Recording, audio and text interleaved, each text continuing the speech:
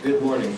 I'd like to start my assembly off this morning by sharing with all of you something special about my heritage. Yes, I was born here in the United States, in California to be more specific. However, my heritage descends from the country of Vietnam. When I say Vietnam, perhaps many of you think of the Vietnam War, which is widely remembered in recent history, and it involved both Vietnam and the United States. However, Vietnam is a country with a long history and a unique culture. It is not part of the more well-known Asian countries, such as China, Japan, or Korea. I'd like to give you a short explanation of Vietnam, which I have seen on vacations and learned about from my family. Let's start with some quick facts about Vietnam. First, it has a population of about 80 million people, who primarily work in agriculture, fishing, and industries such as building and manufacturing. The country shares a border with China to the north and Laos and Cambodia to the west. It has two major cities, its capital Hanoi in the north, and its counterpart in the south, Saigon, referred to as Ho Chi Minh City by some people today.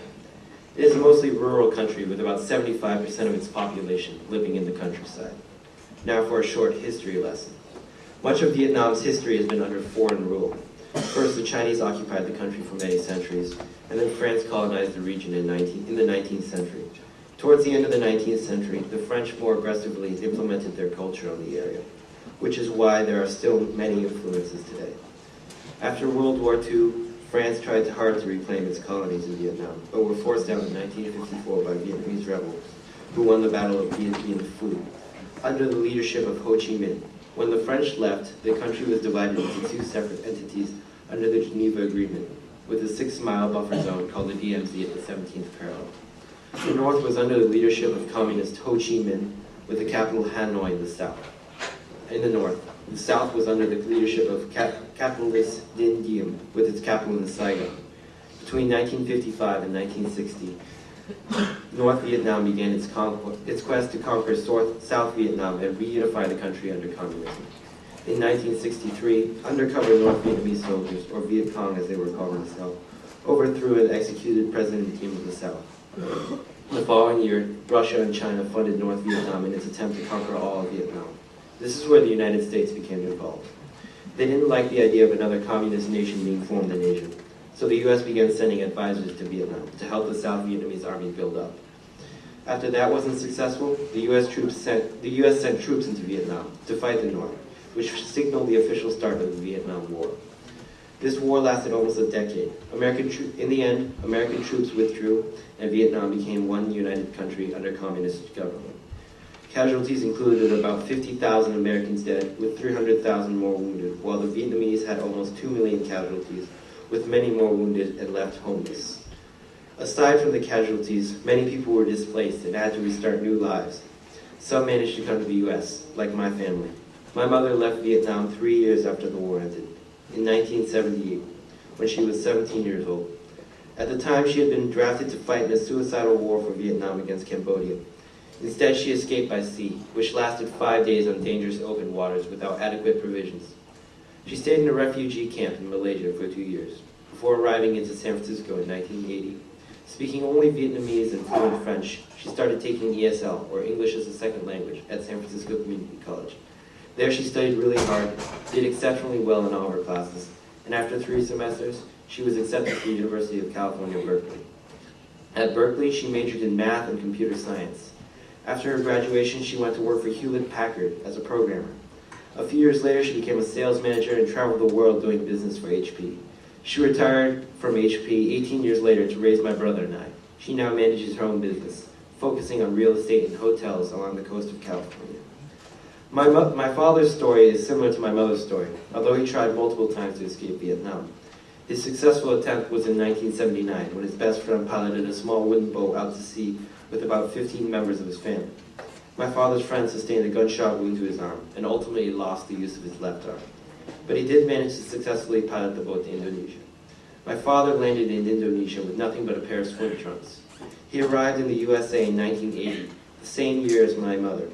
Although he had no money, he started to work his way up the corporate ladder in Silicon Valley.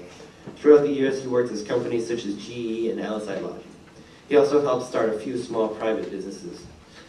Ultimately, he was part of the management team that took Seagate Technology public, which is now the biggest hard drive company in the US, making hard drives for everything from computers to iPods. My mother and father are each examples of the opportunity America gives to people who start out with only ambition and talent. With hard work and determination, they have achieved their lifetime dream of a great life in America. In Vietnam today, about 1/3 of the country remains in poverty, which is about 28 million people. I have now visited the country 4 times, and I am saddened by the life the people of Vietnam still have to lead. Many family members of mine still live there, and their living standards are much lower than the ones we have here. However, the Vietnamese people continue to try their hardest to improve their quality of their lives. A lot of young people are now studying English and computer sciences. The country is thriving on many new businesses such as high-tech, tourism, and manufacturing. 30 years ago, when the war ended, Vietnam was one of the poorest countries in the world, a war-torn place of desperation. Today, Vietnam is a place of growth and full of hope. Through my traveling back to Vietnam, I have learned to appreciate the opportunity I have here in the United States. My parents have always reminded me of where they came from and how important it is to always remember my roots. They always stressed education as a core foundation for me to build my future upon. That is why I grew up in California, but I am standing here in front of you in a boarding school in New England. They believe in giving me the best education in an environment where I can develop intellectually, mentally, emotionally, and grow to become a responsible citizen of this world. I one day hope to not only be able to help the people of Vietnam, but the people of this world. Feeling sorry for people in poverty is, yes, a good feeling, but to be honest, it doesn't get much done. Donating money, yes, that might help too, but in the end, I believe education is what truly lifts people. And I don't just mean basic education, I mean teaching people of the opportunity that is out there in the world. The opportunity you guys get to wake up every day in a pretty comfortable bed, to have 3 meals a day, to be able to play any sport you want in great facilities, to grow up and become who you want to be. This country is built on that kind of opportunity. Think about that for a second. Think about the opportunity you've been given throughout your whole life. I believe that once people see that opportunity, they will try their hardest to reach it, like my mother, father, and countless other people have done. I also believe that it is the job of people like you and I to not only see these opportunities, but to share this vision with other less fortunate people in the world and help them get closer to reaching it. If you take that thought as you go through life, I believe you can not only become successful, but I believe you can, no matter how corny it sounds, make this world a better place. I'd like to thank JD, Ricardo, Eli, Justice, Khalid, my advisors, Mr. and Mrs. Lloyd, my roommate, my mother and father, and everyone who I got to know here at Eaglebrook. You guys all have very bright futures. And good luck on your finals today. Foxy, are there any faculty?